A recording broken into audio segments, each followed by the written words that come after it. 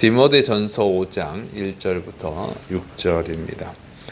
성도를 권면하는 자세, 그리고 또 참 과부를 구제하는 것에 대해서 기록하고 있습니다. 먼저 이제 성도를 권면하는 자세입니다. 디모데전서 5장 1절 2절 늙은 이를 꾸짖지 말고 권하되 아버지에게 하듯하며 젊은이에게는 형제에게 하듯하고 늙은 여자에게는 어머니에게 하듯하며 젊은 여자에게는 온전히 깨끗함으로 자매에게 하듯하라. 그래서 늙은이는 이제 늙은 남자를 말하죠. 그래서 늙은 남자, 늙은 여자. 그러니까 이제 나이 많은 성도를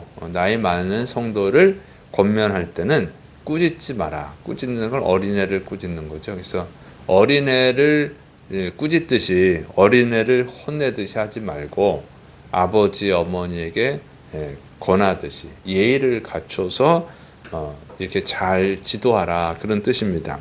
그러니까 인생 연륜을 인정해야 된다고 하는 것이죠. 하나님은 질서의 하나님입니다. 그래서 질서가 굉장히 중요해요. 교회도 항상 그 질서에 대해서 얘기하거든요. 그래서 나이에 따른 존중을 해야 된다고 하는 거예요. 그래서 이렇게 나이를 인정하고 인생 연륜을 인정을 해야지 그 공동체가 잘 질서가 잡히고 또 온화하게 잘 하나가 될 수가 있죠. 만약 이 어린 사람이 막 나이 많은 목회자라고 해서 어린 사람이 자기보다 나이 많은 사람을 막 어린애 취급하듯이 막 하면 어떻게 되겠어요? 그러면 이 질서가 허물어지고 분쟁이 일어나고 공동체가 유지가 될 수가 없죠. 근데 이 목사님들 중에는 나이가 많은 분에게 막 막말을 하는 사람들이 있어요. 심지어 막 욕설을 하는 사람도 있더라고. 그거를 그런 정말 몰지각한 건데 무식한 거죠. 목사는 섬기는 직분이죠. 섬기는 직분인데 마치 그걸 그냥 계급으로 생각을 하는 거예요. 섬김을 받는 계급, 권위자로 생각을 해가지고 막 그냥 욕설을 해요. 나이가 많은 분들한테도. 근데 참 그렇게 하면은 하나님의 영광을 가리죠. 그리고 세상 사람들은 손가락 받죠. 하나님까지 욕먹는 거예요. 그런데 그거를 하는 사람들은 그냥 막 해. 그냥 교회의 부흥을 떨어뜨리는 거야. 그런데 괴이하게도, 정말 괴이한 거는 그래 욕설을 하는 저 목사를 좋아하는 성도들도 있어요. 정말 이상하죠. 막 그 좋아하고 그거를 어떻게 생각하는 거냐면 그 하나님이 주신 뭐 카리스마, 뭐 은사로 생각하는 거야. 그래가지고 막 그렇게 욕설을 하는데도 아멘 하고 막 그냥 그래요. 뭐 2년 전년도 하고 막 그런데도 그 마치 하나님이 어떤 그분에게 특별한 은사를 줬다고 생각을 해가지고 하는 거거든요. 그리고 막 따라다니고 좋아하고 막 그래요. 그걸 뭐 권능인 줄 알아. 참 그런 현상은 무식이다. 제가 볼 때는 하나님에 대한 무식이고 성경에 대한 무식이죠. 그런데 한국 교회가 역사가 짧다 보니까 그리고 일제 강점기를 지내서 그런 것 같아요. 막 예전에 막 욕하고 막 근데 은사가 많다고 뭐 방언 분별해 준다고 거기 가서 막 기도하고 안수 받는 사람 많았거든요. 그분이 끝이 별로 안 좋더라고. 근데 지금도 그런 사람이 있어요. TV에도 나오더라고 가끔. 한국 교회를 욕 먹이는 사람인데 어쨌든 거기를 그렇게 쫓아다니는 무슨 새끼 무슨 년 하고 그래도 그냥 이거는 정말 수준이 낮다. 이 말씀에 대한 수준이 낮다는 거죠. 우리가 예수님을 많이 믿으면 어떻게 해요? 예수님을 잘 믿으면 그리스도를 닮아가야 되는 거지. 그리스도를 닮아가야 되는 거지. 그리고 예수님은 신이잖아요. 신. 하나님이시잖아요. 인간은 그냥 인간일 뿐이지. 근데 그렇게 막 말을 하고 그러니까 거기 괴이한 집단 빼놓고는 다 한국교를 욕하죠. 거기 쫓아다니는 사람들 외에는. 그리고 그것은 성령님의 은사가 아니에요. 하나님은 인격자이기 때문에 그렇게 막 욕설을 하고 뭐 무슨 기적이 나타났다 할지언정 그건 하나님 역사가 아니죠. 마귀도 그런 일을 하니까. 그리고 기적이 나타난 건지 사기를 친 건지 자기들끼리 짜고 사기를 치는 건지 그건 점검해 봐야겠지만 어쨌든 점검해 봐야 될 일이고 어쨌든 그거는 하나님의 역사가 아닙니다. 그런데 그걸 막 쫓아다닌다고 그거는 정말 수준이 너무 낮은 거죠. 그거는 아프리카 같은 데 가면 그런 거 많아요. 더 많아. 그런 데는 죽은 자도 살립니다. 거기는 가짜예요. 자, 그다음에 젊은 남자와 여자, 나이가 어린 성도를 지도할 때는 남자 성도라면 형제에게 하듯하고 여자 성도라면 자매에게 하듯하고 또 깨끗한 마음, 온전히 깨끗한 마음, 불순한 마음을 버리고 다정하게 이렇게 지도하라 하는 것이죠. 그래서 사도 바울은 성도를 지도할 때 가족처럼 대해야 된다 이렇게 권면하고 있습니다. 왜 그러냐면 믿는 사람들은 다 하나님 안에서 한 가족이기 때문에 그래요. 그러니까 영적 가족이에요. 영적 가족. 그래서 그것을 명심해야 된다고 하는 거죠. 막 함부로 하지 말고. 자, 두 번째로는 참가부를 존대하라 하는 거예요. 참가부. 근데 참가부의 기준이 있어요. 첫째로 도움 받을 곳이 없는 과부입니다. 디모데전서 5장 3절 참과부인 과부를 존대하라. 4절 만일 어떤 과부에게 자녀나 손자들이 있거든 그들로 먼저 자기 집에서 효를 행하여 부모에게 보답하기를 배우게 하라. 이것이 하나님 앞에 받으실 만한 것이니라. 그러니까 참 과부는요 어느 누구한테도 도움을 받을 수 없는 가난한 과부를 뜻하는 거예요. 그러니까 당시 사회는 육체 노동을 하는 이 농업, 그다음에 그 축업이죠. 짐승을 기르는 거 이런 것이 산업이었어요. 그런 게 산업이었기 때문에 여자들이 할 수 있는 일이 별로 없어요. 아주 심이 드는 육체 노동을 해야 되잖아요. 그래서 남편이 없는 과부는 생계 수단이 거의 없는 거죠. 그래서 가난하게 아주 빈곤하게 살아갈 수밖에 없었습니다.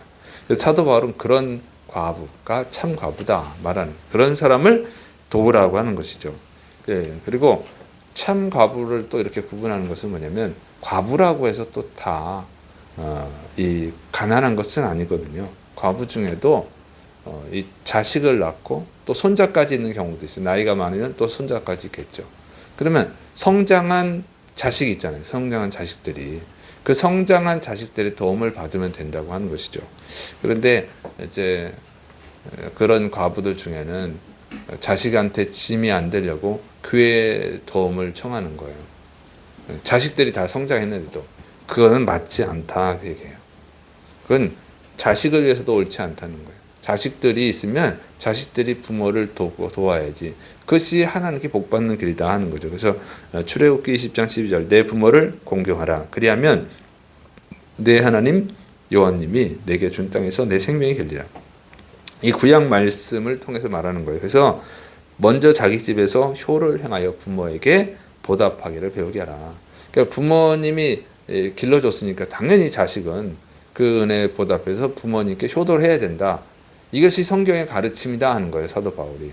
그러니까 부모에게 효도를 하게 해야지 자식한테 도움을 받으면 되지. 왜 교회에서 도움을 요청하느냐 하는 거예요. 그거는 양심의 문제고 또 그 자식들을 복받지 못하게 하는 것이다. 그 얘기예요. 자식들이 정말 복받기를 바라면 교회의 도움을 받아가지고 자식들한테 그 부담스럽게 안 하는 게 그것이 아니라 자식이 부모에게 효도하게 해라. 그게 복받는 길이다. 그 얘기죠. 그래서 도움 받을 수 있는 자식이 있으면 거기에 받으라. 그 얘기예요. 그리고 또 하나님은 구약 성경을 보면 장성한 자식이 없으면 없는 경우도 있죠. 없는 경우는 어떻게 돼요? 그러면 형제들이 도와라.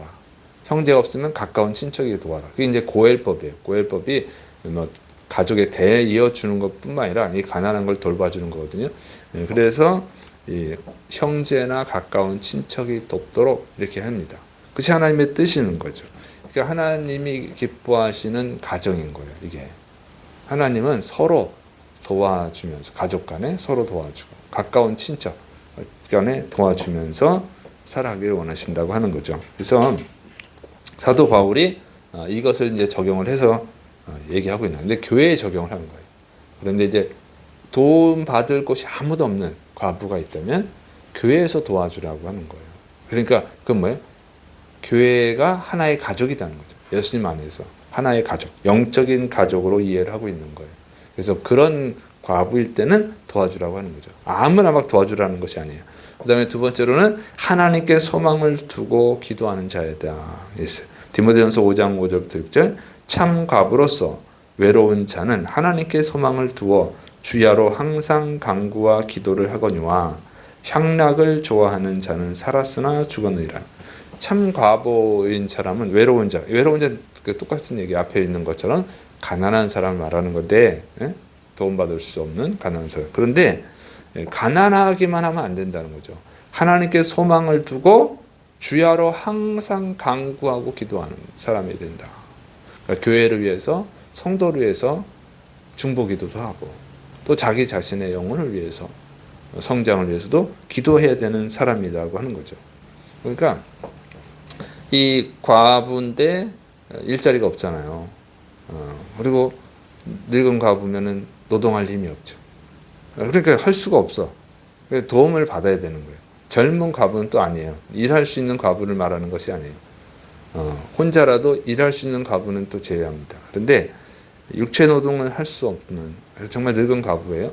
그런데 그래도 할 수 있는 일이 있다는 거죠. 육체 노동은 못하지만 영적 노동은 할 수 있는 거예요. 영적 노동은 기도는 할 수 있는 거죠.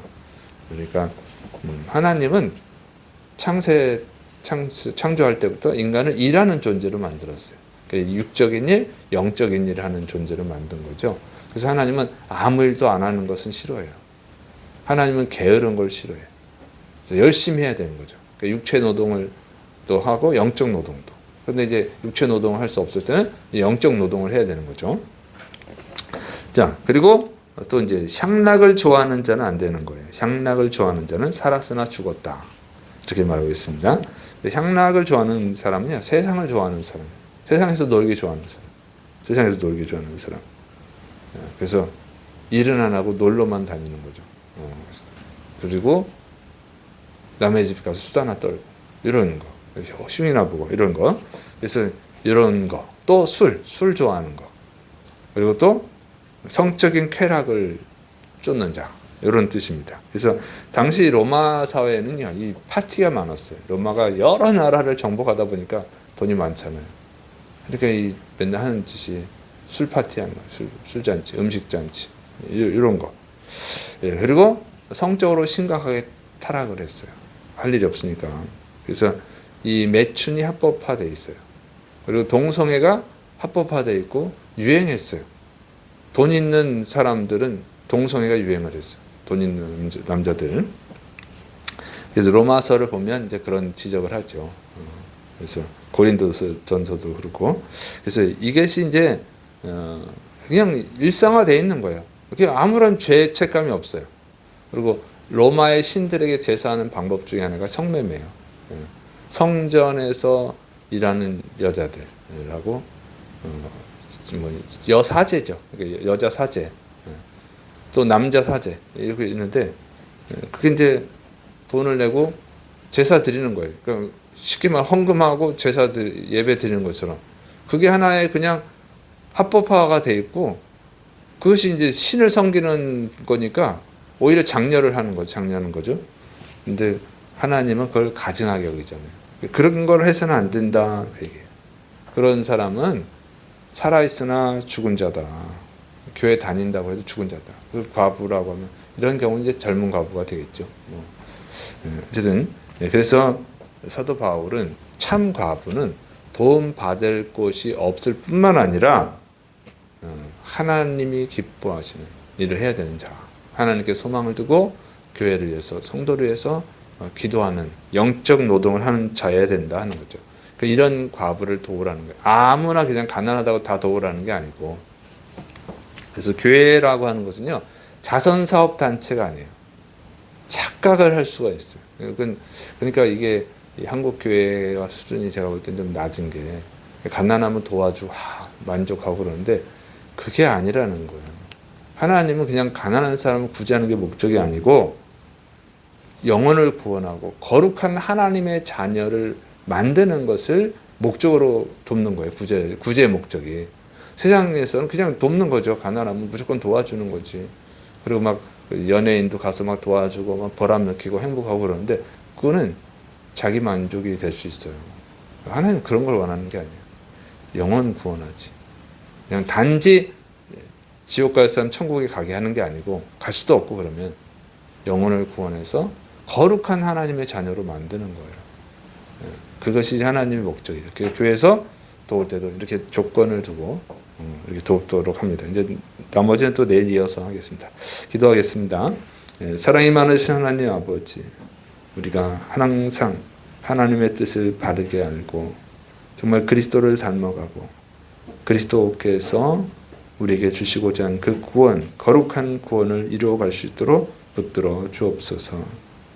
주의 사랑하는 백성들을 통하여서 또 이 거룩한 일이 또 다른 사람들에게 축복으로 이어지게 하여 주옵소서. 주께서 역사하심을 믿고 예수님의 이름으로 감사하며 기도드립니다. 아멘.